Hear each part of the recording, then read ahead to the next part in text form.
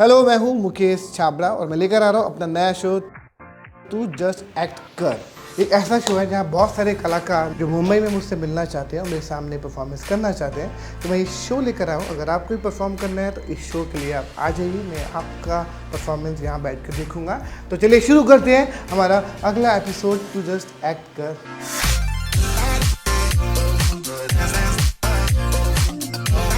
Hi there, my name is Jhalak Khandelwal. I'm a 24-year-old and I stand 5 feet 6 inches tall. Currently, I'm living in Bombay and I'm from Guwahati, Assam. This is the story of a girl named Tara Malhotra. She's a young, independent woman, very strong. Seen a lot in life, काफ़ी emotional setbacks झेले हैं उसने.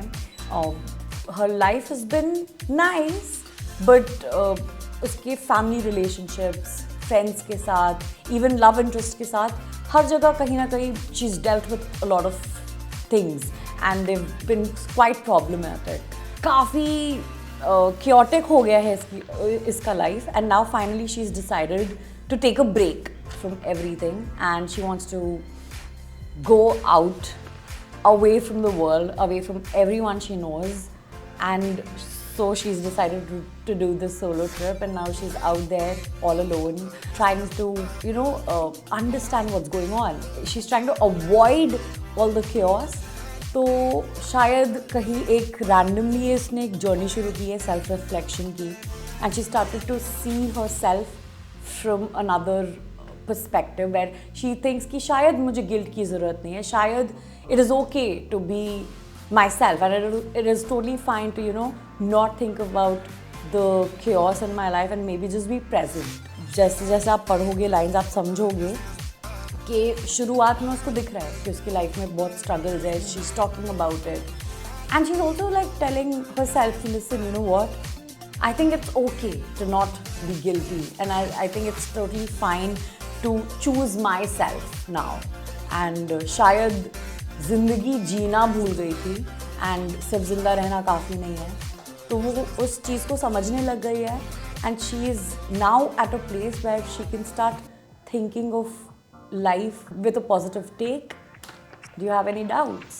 No, just to initially when she's complaining about her life, she wanted all the perfect things, and later on, because she's just talking to herself, and there's this self-reflection coming in, sitting on the mountains. So, as an actor, does the emotional range changes there, or the Okay, of course. So, जैसे कि मैंने बोला कि शुरुआत में she talks about the problems and how she wanted to control her life and जैसे ही वो control छूटता है एक नॉर्मल इंसान टूट जाता है, वो वही बोल रही है and all of this is a realization. When she was going through the struggle in her real life, maybe just a few months ago, उस time पे it was very difficult for her to deal with it. Maybe she was angry and she was very upset and the way she would talk about it or the way she would react would be a certain way. But now after a lot of self-reflection, she started to heal. तो वो इन चीज़ों के बारे में with ease बात कर पा रही है. So she is going through the same pain internally, but also at the same time, she is not इतना hurt कि वो अभी भी उस गुस्से में बात करेगी. With some ease, she will talk about the very same thing. Although internally, she is going through a lot of emotions अभी भी, and she's just trying to say कि चलो let bygones be bygones and let me move on. So it's not that the pain is gone, she's just trying to heal from it. हाँ जी, all the very best, just do your lines, be authentic, कोई भी doubt हो just get back to us. जिंदगी में सबसे बड़ी problem क्या है पता है? हम उसे जीना नहीं चाहते, हम उसे कंट्रोल करते हैं और किसको बोल रही है सब, तो किसको बता रही है? सेल्फ रिफ्लेक्शन, मतलब मैं सिर्फ पहाड़ों में अकेली बैठी हूँ और मैं अपने आप से बातें कर रही हूँ. अच्छा, तो ऐसा मुझे लगना चाहिए. अभी लग रहा है कि सामने कोई बैठा है. एक बार ऊपर देख, फिर नीचे आ, फिर सोच, फिर ऊपर देख. हाँ, दिस इज बेटर. या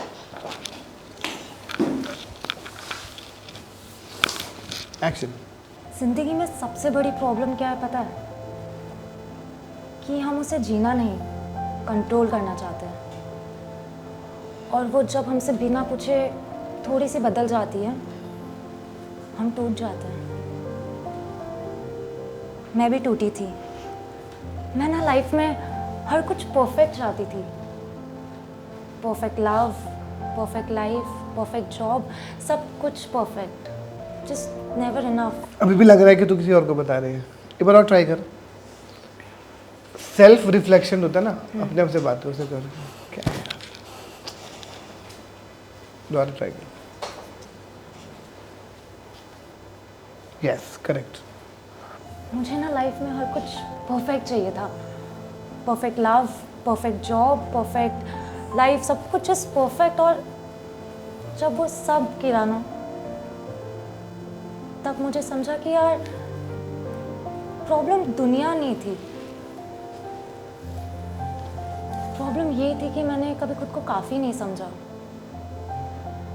हर सुबह किसी और की एक्सपेक्टेशन बन जाती थी और रात को अपनी डिसअपॉइंट। और इन सब के बीच मैंने खुद को खो दिया। लेकिन आज यहाँ इस हवा के साथ मुझे लग रहा है कि मैं ठीक हो रही हूँ। पता है क्यों? क्योंकि मैं लाइफ में कुछ अब बनना नहीं चाह रही हूँ, कुछ बनने की कोशिश नहीं करना चाह रही हूँ। मैं बस हूँ। मैं बस तारा मल्होत्रा हूँ।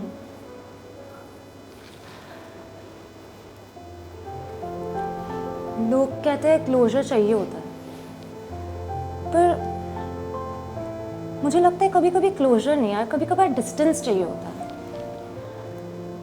Distance from the noise, distance from the people who made you feel like shit, distance from the version of you that you had become just to survive, just to survive. Nice. इससे better हो सकता है, मुझे पता नहीं क्यों लग रहा है। हो सकता है। अभी तुझे पकड़ में आया थोड़ा और इसके अंदर you can at least put little more emotion and intensity. अभी भी लगता है कि बहुत कुछ खाली है। रेडी? कर ले आंखें बंद कर ले। यस। थोड़ा सीरियस मतलब ये नहीं होता कि आपकी आवाज़ कम हो जाए। आवाज़ को उतना ही, जितना मेरी वॉइस है उतनी ही रखना। धीरे बोलने से रियलिस्टिक एक्टिंग नहीं होती है। Okay, action. जिंदगी की सबसे बड़ी प्रॉब्लम क्या है पता है? कि हम उसे जीना नहीं, कंट्रोल करना चाहते हैं। और अगर वो हमसे बिना पूछे थोड़ी सी बदल जाती है, हम टूट जाते हैं। मैं भी टूटी थी। मुझे ना लाइफ में हर चीज़ परफेक्ट चाहिए थी यार। Perfect love, perfect career, perfect job, सब कुछ परफेक्ट। और वो सब जब गिरा, तब मैं समझी प्रॉब्लम कभी दुनिया नहीं थी। प्रॉब्लम ये थी कि मैं कभी खुद को काफ़ी नहीं समझती थी। हर सुबह किसी और की एक्सपेक्टेशन बन जाती थी और हर रात को खुद की डिसअपॉइंटमेंट। और इन सब के बीच में मैंने खुद को ही खो दिया। लेकिन आज यहाँ इस हवा के साथ मुझे ये फील हो रहा है कि मैं ठीक हो रही हूँ। पता है क्यों? क्योंकि शायद मैं कुछ बनने की कोशिश नहीं कर रही हूँ। मैं बस हूँ। मैं बस तारा मल्होत्रा हूँ। लोग कहते हैं क्लोजर चाहिए होता है, पर कभी कभी आई फील कि यार क्लोजर नहीं, डिस्टेंस चाहिए होता है। Distance from the noise, distance from the people who made you feel like shit, and distance from the version of yourself you had to become just to survive, just to exist. और मैं आज उन सबसे बहुत दूर हूँ। और आज शायद पहली बार खुद के पास हूँ। मैं आज उन सबको माफ़ कर रही हूँ जिनको आज तक मैं अपने दर्द बना कर रखती थी। और सबसे ज़्यादा खुद को यार, क्योंकि उन सालों में मैंने खुद को कभी प्यार ही नहीं किया। मैं आज वापस जिंदा हूँ। वैसी नहीं जैसी थी, पर वैसी जैसी शायद होनी चाहिए थी।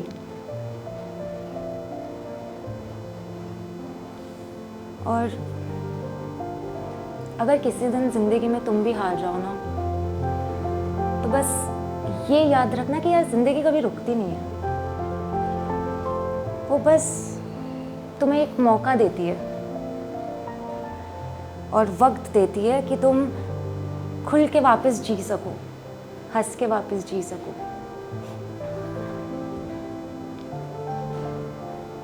और शायद यहाँ आकर मुझे ये रियलाइज़ हुआ कि दूसरों से दूर रहने में भी खुशी है।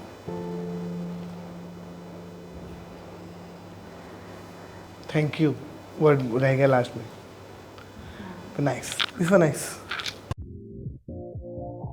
How was your overall experience? It was amazing. I think we just came, we were doing the scripts on the very same day, and we were given the brief very properly. Like the casting assistants explained it to us briefly, and then we got to perform in front of them. Insightful journey, I would say, from morning to evening. So it was lovely. Can you share me something about your character? So my character goes on a journey of self-reflection, wherein she takes a solo trip because she's so exhausted with the daily hustle and bustle of the city, and she's just broken out. The relationship's not well. She got fired and everything all at once. So she goes on a self-reflecting journey where she finally finds peace.